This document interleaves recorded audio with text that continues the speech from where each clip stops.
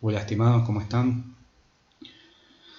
Bueno, hoy vamos a hablar un poco de elementos básicos de un circuito de corriente alterna. Vamos a ahondar específicamente de circuitos resistivos puros, y posteriormente circuitos inductivos y circuitos capacitivos. Vamos a repasar un poquito lo que es un circuito resistivo, específicamente de qué está compuesto. El elemento principal del circuito resistivo es el componente o la magnitud de resistencia, ¿sí? Cuya unidad es el ohm. Y los temas que vamos a ver un poquito o desarrollar son resistencia y resistividad, relación entre la tensión, la resistencia y la intensidad, que sería el repaso de la ley de Ohm, resistencia en corriente alterna y corriente continua, efecto de la frecuencia, potencia, diagramas, ejemplos. Bueno, algunos de los ejemplos que vemos están en las imágenes de la derecha. Podemos ver una estufa calefactora, por ejemplo. Podemos ver algunos elementos que sirven como calentadores de algunos fluidos, como pueden ser en la vivienda agua o en la industria algún fluido industrial de algún proceso que se requiera a cierta temperatura. Podemos ver acá una década de resistencias. Estos elementos se utilizan en laboratorios para hacer ensayos, mediciones, armar circuitos, para diseñar circuitos, ¿sí? Entonces con estas perillas uno puede variar la resistencia de un circuito específico, ¿sí? Pues tenemos acá una resistencia de acero supercantal, que se llama, que se utiliza en hornos para altas temperaturas. La propiedad que tiene el acero supercantal es que el punto de fusión es muy alto comparado a otros metales, entonces son hornos de altas temperaturas. Vemos resistencias utilizadas que se utilizan en la electrónica también. Vemos potenciómetros también utilizados en electrónica. Potenciómetro es una resistencia variable. Vemos como el símbolo tiene una flecha atravesada, que bueno, eso nos dice, cuando vemos ese tipo de símbolos nos dice que es variable, ¿sí? Vemos en el potenciómetro el esquema eléctrico, podría decirse, que es el del medio, como entre el borne A y el borne B hay como un cursor deslizante que permite aumentar o disminuir la resistencia, ¿sí? Eso se desliza sobre una pista. La pista negra simboliza una pista resistiva de carbón, y bueno, y con eso variar la resistencia del circuito. Bueno, ¿cómo podemos nosotros en primer lugar diseñar o la resistencia de un conductor, por ejemplo? Repasemos que seguramente vimos en electricidad esta ecuación, que es la resistencia en función de sus parámetros constructivos, ¿sí? Entonces esta ecuación la componen la longitud del área y la resistividad, ¿sí? Podemos decir que es directamente proporcional a ρ, que es la resistividad, a la longitud, inversamente proporcional al área o sección del conductor, ¿sí? Imaginemos que esto es un conductor por donde circula una cierta corriente. Ese conductor tiene un área, ¿sí? Ese conductor tiene un ρ. El ρ es una magnitud que depende específicamente del material con que está construido, ¿sí? Entonces, bueno, ahí vemos los valores que pegué en la tabla. Resistividad de algunos materiales a 20 grados Celsius, ¿sí? Bueno, y con ello nosotros podemos diseñar a partir de un elemento una resistencia eléctrica. Nosotros vamos en general a encontrar en los circuitos eléctricos donde tengamos que hacer algún mantenimiento o donde tengamos que intervenir para alguna reparación o algo, vamos a encontrar circuitos eléctricos con una resistencia ya conocida. No No creo que hagamos uso de esta ecuación en la práctica, ¿sí? Pero es esencial que la tengamos en nuestra cabeza, porque bueno, sabemos que si hay que cambiar alguna resistencia en algún aparato, si cambia el material, debemos ser conscientes de lo que sucede. O si aumentamos su longitud o si cambiamos las características. Bueno, la resistividad tiene esas unidades, que es básicamente reemplazar o despejar el valor de resistividad, que son ohm por metro, ¿sí? Bueno, influencia de la temperatura en la resistencia. Podemos ver la gráfica, ¿sí?, experimental en la figura 2.14. Lo van a encontrar también en el libro que les he puesto para que estudien. Ven que la gráfica tiene una parte lineal, ¿sí? Después cambia su linealidad y bueno, y tiene tramos lineales. Podemos decir que tiene varios tramos lineales. Nosotros en general vamos a trabajar desde los 0 grados a los 180 grados, ¿sí? 200 grados. Fijémonos que en esa parte la curva es lineal, y en esa zona en la que estoy marcando ahora, la curva se comporta según la ecuación que vemos acá a la derecha. RT, que significa resistencia total del circuito, es igual a R0 por 1 más alfa por, entre paréntesis, T menos T0, ¿sí? Alfa es el coeficiente de temperatura, ¿sí?, que depende del material. Así como teníamos el ρ que dependía del material, bueno, el alfa también depende del material. Esto de donde se saca de datos experimentales, donde se pone, por ejemplo, se coloca cobre, se coloca otro material y bueno, y se va trazando la curva que ven acá a la izquierda. Después, entonces, la resistencia total es igual a R0. R0 representa la resistencia a 20 grados Celsius, ¿sí? Entonces, si nosotros tenemos un valor de resistencia a 20 grados Celsius, que la medimos o tenemos el valor de referencia, ese es el valor que va ahí. Y después tenemos la temperatura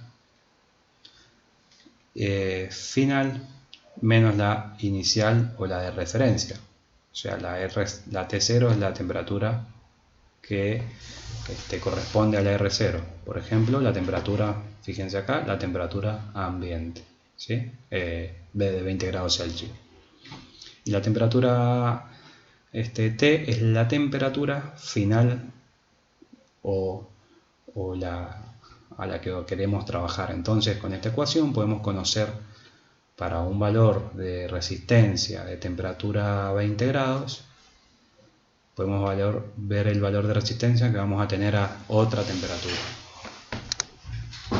Ese es el concepto de esta ecuación, ¿sí? Pero bueno, lo importante es que tenemos que saber es que la variación de la resistencia con la temperatura sigue aproximadamente esta linealidad, ¿sí?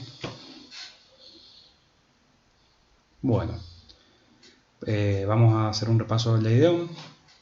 Recordemos, ya lo hemos visto seguramente en el curso de electricidad, que la resistencia en un circuito eléctrico, por ejemplo en este que vemos acá, tenemos una fuente de alimentación, tenemos los conductores que conforman el circuito, una DAVE y una carga, que en este caso es una resistencia. Entonces, al cerrar el circuito eléctrico, ¿qué es lo que sucede? Circula una corriente, ¿sí?, entre los dos potenciales de la batería, y esa corriente, esa tensión y esa resistencia responden a lo que denominamos ley de Ohm, ¿sí? Y podemos ver la ecuación que se observa. Si en el caso de cambiar la resistencia, la cambiamos por una resistencia más grande, ¿qué va a suceder? Va a disminuir la corriente. Recordemos que la resistencia es la oposición eléctrica del flujo de corriente, ¿sí? Potencia eléctrica. Acá puse la ecuación de potencia eléctrica, que es otra ecuación que tenemos que tener en la cabeza para que vamos a utilizar muy seguidamente, ¿sí? Muy seguido. Entonces, bueno, la potencia es igual a la tensión por la corriente. La tensión eléctrica se mide en volt, la corriente en amper, y la potencia la vamos a medir en watts, ¿sí? Porque es importante, la potencia eléctrica es una magnitud eléctrica que es importante, ya que es la cantidad de energía que en un segundo disipa un elemento o tiene que entregar una fuente para su funcionamiento, ¿sí? Recordemos que en un circuito eléctrico, al circular una corriente por el circuito, ¿sí? Vamos a tener elementos receptores como resistencia, ¿sí? Que van a disipar una energía, ¿sí? Van a desarrollar un trabajo, y bueno, ese trabajo desarrollado en un instante de tiempo dado es la potencia eléctrica, ¿sí? Entonces, por eso les puse acá que es Joule sobre segundo. Joule, acordemos que es trabajo, su equivalencia en energía, y Joule sobre segundo es la potencia, o sea, es la cantidad de trabajo o energía capaz de erogar en un segundo, ¿sí? Entonces es un concepto importante. Ya vamos a ahondar un poco más en el término de potencia y energía. Es un término que le cuesta en general a los alumnos comprender, pero ya vamos a ir ampliando un poco más el concepto. Lo importante ahora es tener la ecuación en la cabeza, que es igual a la tensión, la potencia es igual a la tensión por la corriente, ¿sí? Otra ecuación importante de potencia también es equivalente a decir I cuadrado por R, ¿sí? Entonces esta ecuación, que le llamamos ecuación por efecto de potencia por efecto Joule, ¿sí? Es la cantidad de potencia que disipa una resistencia, ¿sí? Entonces tiene esa forma, y si nosotros empezamos a combinar, por ejemplo, la ley de Ohm planteada anteriormente con la ecuación de potencia que les di y la ecuación de potencia por efecto Joule, nosotros vamos a poder generar este resumen de fórmulas derivadas, que es interesante que lo sepan, donde por ejemplo tenemos las ecuaciones. Si despejamos potencia con las magnitudes expuestas, podemos ver la potencia en función de la tensión y la corriente, la potencia en función de la resistencia y la corriente, y la potencia en función de la tensión y la resistencia. En circuitos, en la práctica, vamos a tener, dependiendo del circuito, vamos a tener algunas u otras variables. Entonces nosotros podemos jugar con este resumen de fórmulas para obtener la variable que necesitamos, ¿sí? Fijémonos, también podemos hacer lo mismo con la tensión. Bueno, acá tenemos todas las magnitudes que intervienen despejadas, ¿sí? Con cada una de ellas nosotros podemos armar las ecuaciones para realizar ejercicios, para cálculos, que son muy útiles, ¿sí? Una familia de fórmulas derivadas de la ley de Ohm. Bueno, circuito resistivo puro, efecto de la frecuencia y relación entre la tensión, intensidad, potencia, diagramas. Llamamos circuito resistivo puro aquel cuyos elementos pasivos tienen solo resistencia óhmica. Bueno, en el caso circuito puro resistivo, que es el caso de utilización de resistencias, como lo dice el enunciado, ¿qué vamos a tener aquí? Vamos a tener un circuito con un generador de corriente alterna. Habíamos visto la función que se generaba, la función senoidal que se nos generaba cuando teníamos este tipo de corrientes. y vamos a tener un elemento resistivo que es la resistencia. Después vamos a ver otros elementos como la inductancia o las capacidades, ¿sí? Inductancias y capacidades, y cómo se comportan en un mismo circuito interactuando entre ellos, ¿sí? Primeramente vamos a aislar la resistencia, vamos a ver qué sucede con ese circuito. Entonces, al cerrar el circuito, circula una corriente que la vamos a llamar corriente IR. Esa corriente la podemos describir con esta ecuación, donde IR es igual a I máximo por seno de omega t, ¿sí? ¿Qué nos está diciendo la ecuación que tiene la componente senoidal? Y en el gráfico podemos ver cómo es que podemos esbozar esa corriente instantánea, ¿sí? Esta es una ecuación que nos dice instante a instante cómo se va comportando la corriente. A medida que va transcurriendo el tiempo, lo que vamos a ir describiendo es la curva que vemos senoidal, ¿sí? Con el I máximo, que va a estar dado en ese punto, ¿sí? Eso es todo lo que tenemos que saber con respecto a esta ecuación, ¿sí? Omega, que es constante, si la frecuencia del circuito es 50 Hz, recordemos que omega es 2pi por 50, y después vamos a tener aplicado en el primer término lo que sería la ley de Ohm, ¿sí? Recordemos el circuito anterior, la I máxima va a estar dada por U sobre R. Entonces en ese I máximo va a estar la U máxima sobre R, que es conocida. La G del generador también es conocida porque viene de la fuente, entonces de esa forma vamos a obtener la I máxima, ¿sí? Y va a ser un valor menor porque seguramente vamos a tener un valor de resistencia mayor a 1, entonces es lógico que el valor de corriente sea un poco menor al de tensión. ¿Qué es importante en este circuito? Que la tensión y la corriente están en fase, ¿sí?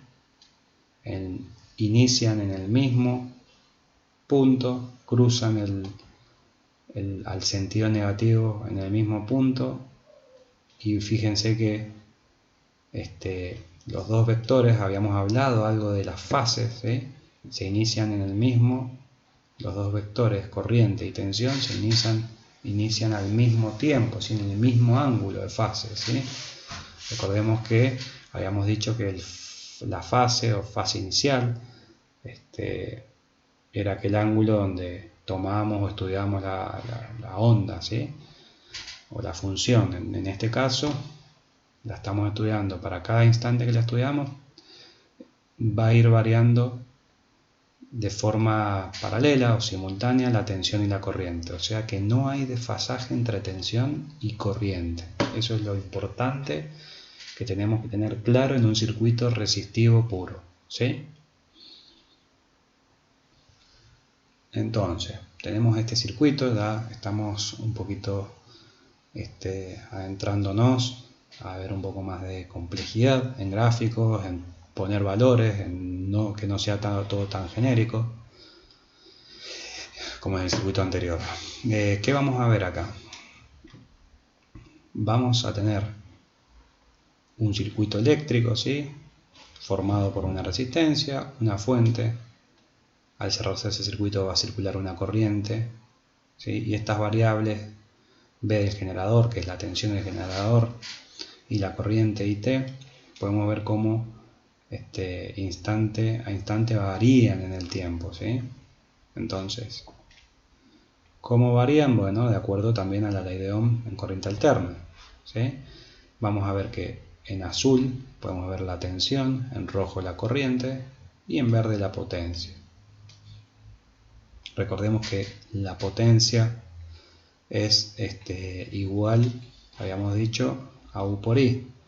Bueno, nosotros tendríamos que tener la función de corriente por un lado, IR, y la función de tensión que la habíamos visto en las clases anteriores. Y estas dos funciones multiplicadas obtenemos la función de potencia, ¿sí? Y se obtiene la curva que vemos ahí a continuación. Recordemos que si en este caso, por ejemplo, acá tenemos un valor de potencia negativo, un valor de corriente y de tensión negativo, la multiplicación de ambos va a dar una potencia positiva, ¿sí? Podemos ver a la derecha la escala de potencia, ¿sí? Veamos la escala de tensiones y por otro lado la escala de corriente. Esto es importante saberlo. Tenemos la escala del tiempo, que podría haber sido ángulos también, pero están representados los segundos. Bueno, la configuración del circuito, ¿qué dice la configuración del circuito? Que la tensión es 220, ¿sí? En este circuito vamos a hablar de valores eficaces, como 220 volt, ¿sí? Fijémonos que si nosotros ponemos 220 aquí, que es la tensión eléctrica, el diagrama azul o la curva azul representa el valor pico, ¿cuánto es? Aproximadamente 310 volt. Recordemos que para calcular el valor eficaz, 310 volt por 0,707 obtenemos el valor eficaz. Entonces, si hacemos ese producto, vamos a obtener la tensión eficaz de 220 volt. Si nosotros queremos medir con un medidor, un voltímetro, un multímetro, y lo configuramos para medir tensión entre los bornes del generador, ¿sí? ¿Qué vamos a estar midiendo? ¿La tensión de pico o la tensión eficaz? Bueno, lo que vamos a estar midiendo, lo respondemos, es la tensión eficaz, ¿sí? Pero es necesario tener en cuenta que la tensión pico es la que vamos a estar, si ponemos un osciloscopio, vamos a estar observando la tensión pico, por ejemplo, ¿sí? Es lo que está sucediendo en la realidad. Y vamos a ver la tensión pico cómo disminuye y cómo aumenta, cómo disminuye y cómo aumenta, ¿sí? O sea, la variación de esta curva. Y en un voltímetro vamos a estar solamente observando 220 volt constante. Entonces, la idea ¿cuál es? Es trabajar con valores eficaces porque es más sencillo hacer el trabajo en corriente alterna, pero es necesario que nosotros tengamos el conocimiento de lo que en realidad está sucediendo, de cómo va variando cada uno de estas magnitudes en el tiempo. Fijémonos que acá el valor de resistencia es 800 ohms. Si nosotros practicamos la ley de Ohm vamos a obtener estos resultados, ¿sí? Fijémonos que la resistencia es igual a 800 ohms. La impedancia, que todavía no hemos visto, es 800 ohms. Ya vamos a ahondar un poco en estos temas de triángulo de impedancias, de resistencia en el circuito. Vemos que la corriente, si practicamos la ley de Ohm, vamos a obtener el valor de corriente, ¿sí? Después tenemos que la tensión en el voltímetro no, la tensión VR sería la tensión en bornes de la resistencia, ¿sí? En volt da 220 volt. El circuito está entre esos dos bornes y el borne negativo y positivo de la resistencia son iguales. Después vamos a obtener que la corriente que circula por la resistencia también es 0,275 y la corriente que entrega el generador es 0,275 y la potencia disipada, que la podemos calcular con las ecuaciones que di anteriormente, son 60,5 watts. Y eso es todo lo que podemos decir de este circuito, digamos. Otro parámetro importante es que la potencia aparente, que todavía no lo hemos desarrollado el tema, es 60,5 volt-ampere. Vemos a la derecha el diagrama fasorial. ¿Qué nos dice el diagrama fasorial? Nosotros habíamos visto que en un circuito resistivo puro, ¿qué sucedía? Estaban en fase la I y la U. Bueno, vemos cómo están en fase la corriente y la tensión, ¿sí? Acá si vemos los colores, la corriente está en rojo y la tensión en azul. Entonces están en fase, ¿sí? Eso es lo importante que nos muestre este circuito. Bueno, estimados, esto ha sido la clase de hoy, así que cualquier consulta estamos en el foro del Moodle para responderlas, y hasta luego.